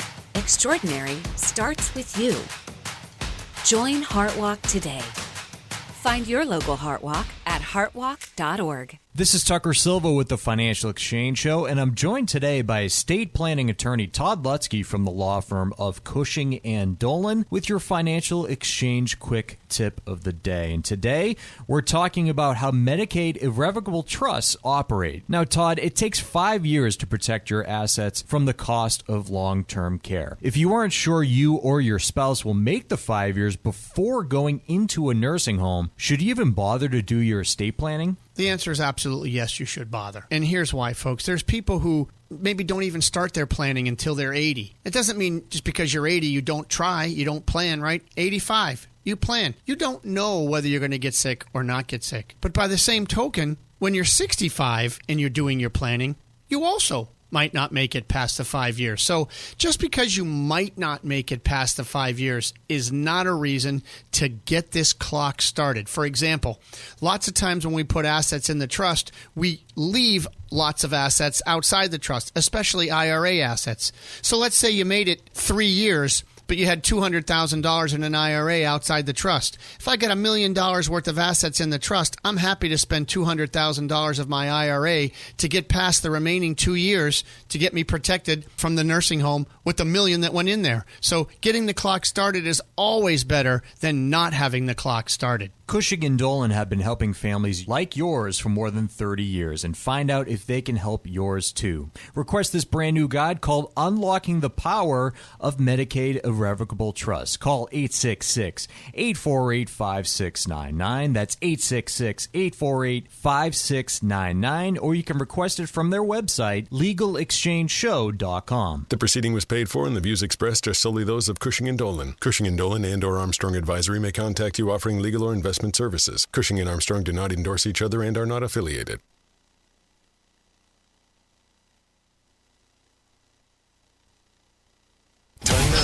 for Wall Street Watch, tracking the stocks, the data, and the headlines driving markets so far today, right here on the Financial Exchange Radio Network. Markets mixed and mostly quiet, with oil prices higher again today, with continued tensions between the U.S. and Iran. Investors also waiting for a batch of earnings after the bell today from Google's Alphabet, Tesla, and IBM.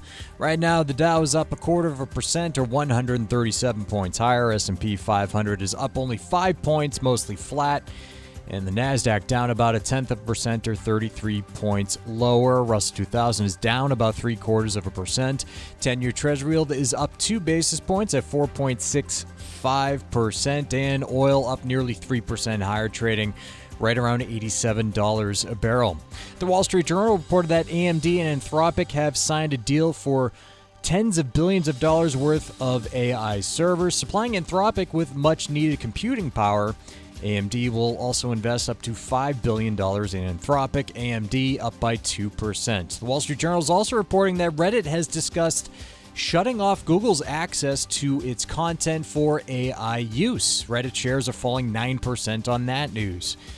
Meanwhile, shares in Supermicro Computer surging 24% after the AI server company projected fourth quarter earning margins of 15 to 17%, nearly double its prior target. And Bloomberg reporting that Apple is readying an overhaul of its Mac line, seeking to capitalize on demand for powerful laptops and desktops fueled by the AI boom. Apple down modestly.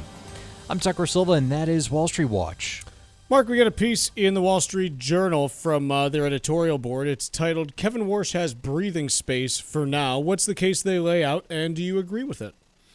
Inflation came down. We all know this. There was actual deflation in June. So month over month, prices, headline prices, fell by 0.4%. Deflation, falling prices.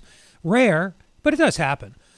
That gives him a little bit of room. That gives the Fed a little bit of room. They had been trending strongly up to that point. We had already blown past the Fed's inflation goal for the whole year.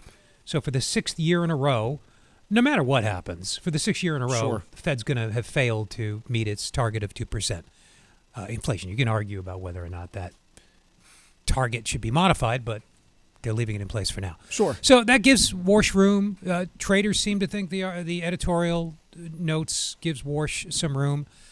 Do I agree?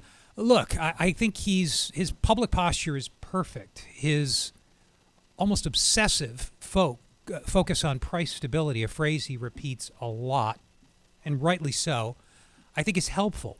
He's not talking about other things the Fed could be doing, keeping unemployment at its natural rate and stuff, which it almost certainly is. And by that, I mean the rate that won't push up inflation. So he doesn't have to worry about the employment side of the Fed's so-called dual mandate. He can focus on inflation, and he has been focused, at least in his public remarks, on inflation. The question that you raised with me last week when I was lauding his recent public performances is he going to follow through to earn the credibility that he desperately needs to fight inflation at the least possible cost when the time comes? That's an open question, obviously, as much as I like his as much as I like his optics and his focus to this point. Do I agree that he's got some room?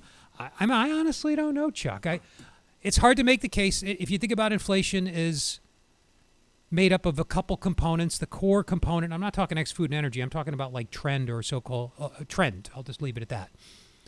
That's made up of whether or not there's any slack in the economy, and there probably isn't right now, at least using the unemployment rate, and what our inflation expectations are doing. And the Fed can control more or less those two things, or at least heavily influence them.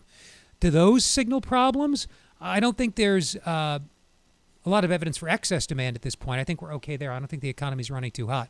The expectation side of it, though, might be problematic. And then there's the supply shock part of it, a totally different part of the inflation dynamic, but one the Fed has to think about. I'm not giving you a straight answer because I really don't have one. It depends on, I guess, how long the most recent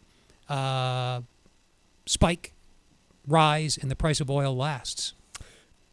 I remember back when Jerome Powell first became Fed chair. It was back in early 2018. And if you look at the effective federal funds rate, going back to then, what you find is that Powell, when he came on board, started raising interest rates pretty quickly after he was appointed. And the chatter at the time was that, Powell wanted to, normalize interest rates. That was a lot of, what we heard. Hey, I don't want to keep, the federal funds rate, at that zero bound. I want to, raise interest rates. That's what I want to do. And I think the interesting thing is Powell basically raised interest rates all through 2018. And he raised them right up to the point where at the end of 2018, the stock market started breaking down and no one really knew what was going on. But we saw, a pretty significant fall in the S&P 500 at the end of 2018 where, look, we went through, I think it was... I want to say it was like a 20%, almost a 20, it was like a 15, 16% decline that we went through that culminated with, it was like Christmas Eve, and Steve Mnuchin comes out. Tuck, do we still have, you ever chat with the Mnuchin? Steven Mnuchin? You ever chat with the Mnuchin? Not lately. No. He's a busy guy still, Okay. But Mnuchin comes out, who I thought by and large did a fantastic job as Treasury Secretary during the first Trump term. Mnuchin comes out like Christmas Eve and is like, hey, everyone, the plumbing in the financial system is fine. No, you don't have to worry about anything. And everyone kind of looks up and is like, we didn't think anything was wrong. Is there something wrong that we should worry about? And from that moment on, Powell was never as hawkish as he was in that first year. And that experience spooked him for some reason. And to this day, I don't know exactly what went on in November and December of 2018, but Powell never acted the same way as he did then when it came to interest rates. From then on, anytime push came to shove and he had a fork in the road of, hey, can I be dovish or can I be hawkish? He went dovish. And so this is why my point on Warsh is, hey, the guy's been there for, less than 2 months now.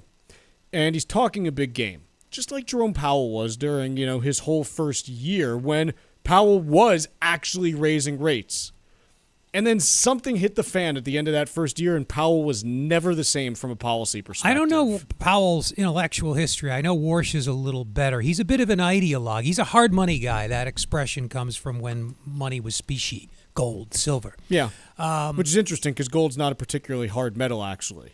Yeah, as I understand it, it's very soft, malleable. very malleable. That's why you, when you put it in jewelry, you don't often have 24 karat because you need something to harden it up. Why it's easy for the king to clip the coins, which is correct. The predecessor to seigniorage. What research is called seigniorage, just means printing money to pay your bills. Anyway, sorry, just want to get that out there. No Star Trek reference this segment. So well, Scotty didn't make transparent gold. I had to throw something out there. Well, they don't have money in the 23rd. Why would you want transparent gold? No money in the 23rd century. What role would it serve? If the money's invisible, what does it do? Then why do people work? I mean, I love obviously. For love of the game, Mark. For love of the game. Yeah. Oh, so they're doing it for. I always wondered about that. Like in one of the later movies, Picard, Patrick Stewart's character says that we don't have money in the 23rd century. And that would be Star Trek First Contact. It was First Contact. Yes. He's talking to someone from our century. Yeah. Do you remember what her name was?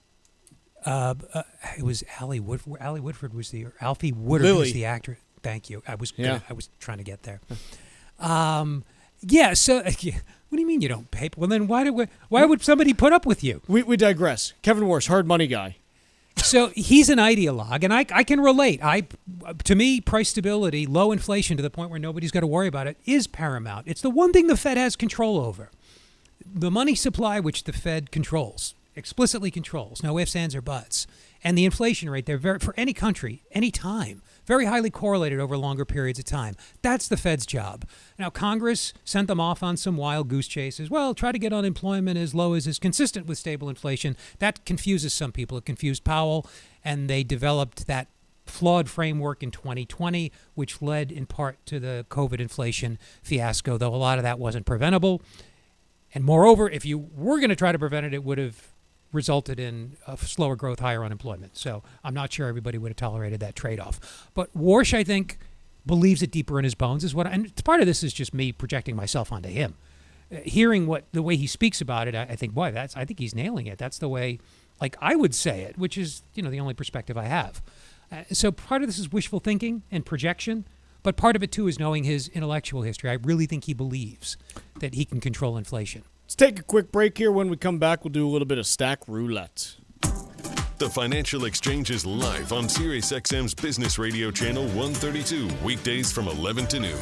Get the latest business and financial news from across the country and around the world, and keep up to date on how it might affect your wallet. That's the Financial Exchange, weekdays from 11 to noon on SiriusXM's Business Radio Channel 132. This is the Financial Exchange Radio Network. The most important part of an inheritance isn't always the money. It's the legacy you leave behind. Hi, this is Mike Armstrong from the Armstrong Advisory Group. For many families, an inheritance represents more than assets. It reflects a lifetime of hard work, values, and the hope of helping future generations. Our new guide, Talking to Your Kids About Inheritance, explains why sharing your intentions can be just as important as the estate plan itself. The documents may determine where your assets go, but a conversation can help your family understand why. You'll discover ways to talk with your children about your wishes and help them learn what matters most to you while working to create a stronger foundation for their future. You can get your free guide today by calling 800-393-4001. That's 800-393-4001 or request it at armstrongadvisory.com. That's armstrongadvisory.com. The proceeding was paid for by Armstrong Advisory Group, a registered investment advisor. Nothing in the ad or in any Armstrong guide is specific financial, legal, or tax advice. Consult your own financial, tax, and estate planning advisors before making any investment decisions. Armstrong may contact you to offer investment advisory services. Protecting your assets doesn't always mean giving up control. Get Cushing & Dolan's new guide, Unlocking the Power of Irrevocable Medicaid Trusts. Learn how to protect your assets while maintaining planning flexibility. Get your free guide today by calling 866-848-5699 or request it online at legalexchangeshow.com. The proceeding was paid for and the views expressed are solely those of Cushing & Dolan. Cushing & Dolan and or Armstrong Advisory may contact you offering legal or investment services. Cushing & Dolan and Armstrong Advisory do not endorse each other and are not affiliated. For veterans, every day is a commitment to service. This Veterans Day weekend, be part of something meaningful at the DAV 5K Boston. Join the thousands of runners and walkers at Fort Independence on Castle Island for a day of community, remembrance, and gratitude. Proceeds help fund the programs and services provided by the Disabled American Veterans Department of Massachusetts. To register or make a donation, please visit dav5k.boston. That's dav5k.boston. Environmental nonprofit Ocean River Institute is working with communities to tackle climate change with nature-based solutions that feature slowing water down and building more soil with grasses and plants. Research indicates that people acting in their own neighborhoods can build an inch of soil in a year and slow sea level rise down by as much as 25%. Please visit oceanriver.org for more information on opportunities to make a difference and go the distance for savvy stewardship of a greener and bluer planet Earth. As a busy mom to 4 kids, my to-do list is full. Trying to fit in exercise, eating right, and prioritizing self-care can feel next to impossible. While we can't add more hours to the day, we do have a great resource to help. Go Red for Women has easy tips, tools, and information to help you and your family live a healthier life. So to all the moms, the aunts, grandmothers, and amazing women out there doing it all, visit goredforwomen.org/momlife today. You take care of them, Go Red for Women will take care of you. Our Senators Edward Markey and Elizabeth Warren and Representative Ayanna Pressley are standing up for radio listeners like us by supporting legislation to keep AM radio in cars. They know the value of local radio in times of emergency. Now it's time for Congress to finish the job and pass the AM Radio for Every Vehicle Act. Learn more at dependonam.com. This message furnished by the National Association of Broadcasters and this station. Sometimes we know what's next. Other times, it's impossible to know. Life can change in an instant. Don't be caught standing by the next time someone's heart stops. Knowing CPR gives you the ability to act and takes you from bystander to lifesaver. CPR is a life-saving skill. Join the nation of lifesavers today by learning CPR at heart.org/nation. National support for CPR education provided by Elevance Health Foundation.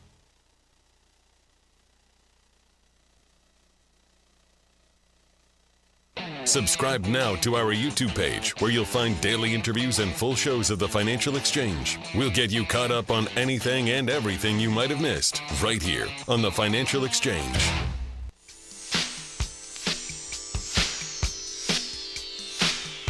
The Financial Exchange is a proud partner of the Disabled American Veterans Department of Massachusetts. Register for this year's DAV 5K on Saturday, November 7th at Fort Independence on Castle Island. If you're not able to participate, you can still support our great American heroes by visiting dav5k.boston and making a donation today. Your participation helps provide vital services like free transportation to medical appointments and safe housing for single veterans and their families. Donate today at dav5k.boston. That's dav5k.boston. Mark, I'd like to start things off for Stack Roulette, if that's okay. I've got good news. If you're looking for something in the latter part of the summer, Mediterranean yacht rentals, prices are down.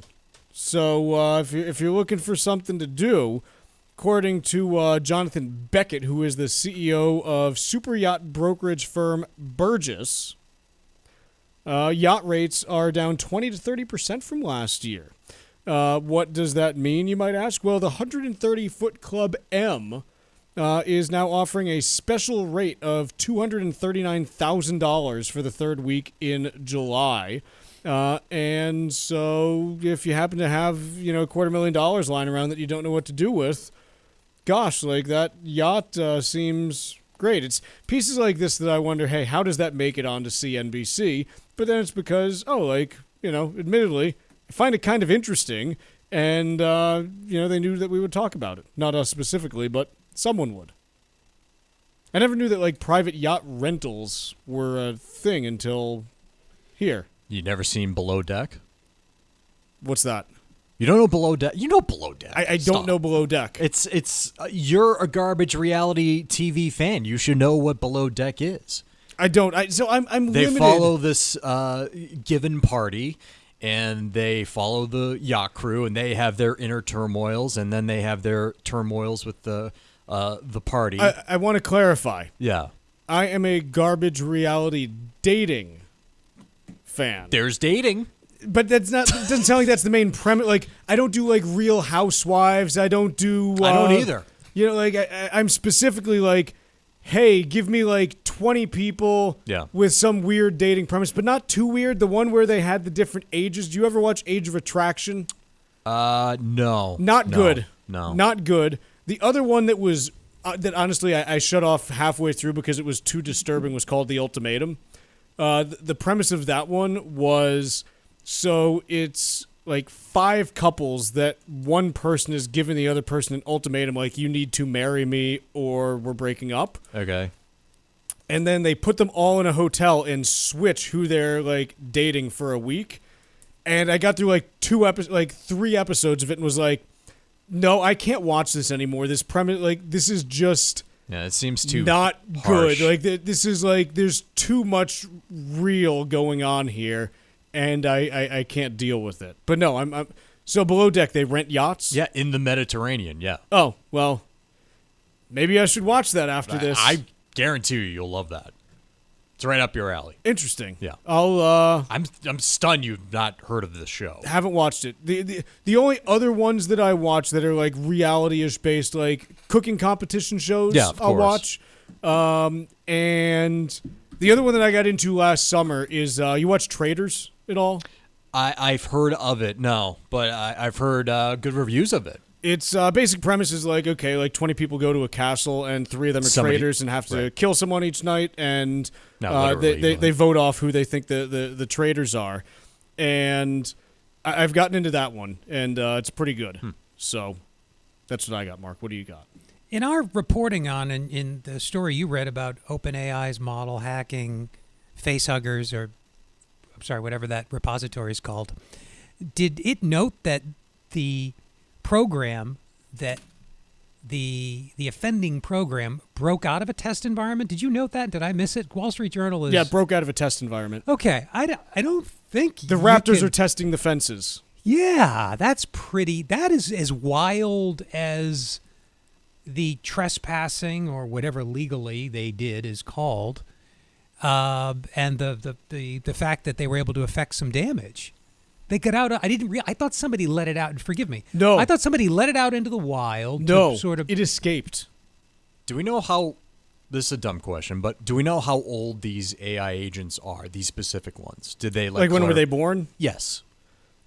The sense I get is these are ones that have been developed in the last month or two. Yeah, you're building last on month code. or two. Oh, good. And some of the code could be years old. You just keep it's the modifying newest iteration, modifying the code. And yeah. That's great. Yeah, I'm sorry I didn't realize that, and that should set us all back on our heels. What do you think the odds are that there's an AI program that's listening to us right now and like targeting us for the first wave of like AI warfare because we don't like it? Like because we've talked about it and been like, we don't like it. I chose my words carefully, and let me just say for the record, I'm happy to be in the service of whatever. I, for one, welcome our new robot overlords. Ant overlords. Yeah. I don't. Screw you. Okay. AI. Okay, tough thing. guy. Okay. When the heat in your house goes up to 180 degrees next week, we'll see how you feel then. Your Jetta airbag deploys when you got a hot cup of coffee in your hand. My freezer's defrosted. How dare you? Yeah, when somehow the washing machine figures out how to suck you into it. I mean, is it a silly... How did he die? The AI washing machine drowned him. Oh, wasn't expecting that. So how do we prevent these... It's somewhat rhetorical. How do we prevent models from getting... programs... from getting out into the wild inadvertently? I don't know, Mark. I mean, my assumption is that they basically had air-gapped this thing and pretty much said, like, no, like, you can't, you're not connected to the internet, and somehow it did. So it really does feel like a combination of Jurassic Park and Tron is kind of where we're heading here.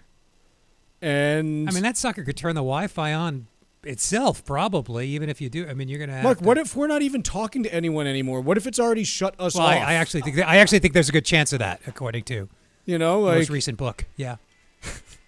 Oh, so you think that's not related to the AI? Yeah. It's just that's more of an us problem. Let's take a quick break for the rest of the day.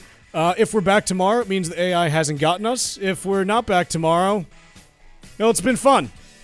Have a great rest of the day. We'll see you tomorrow.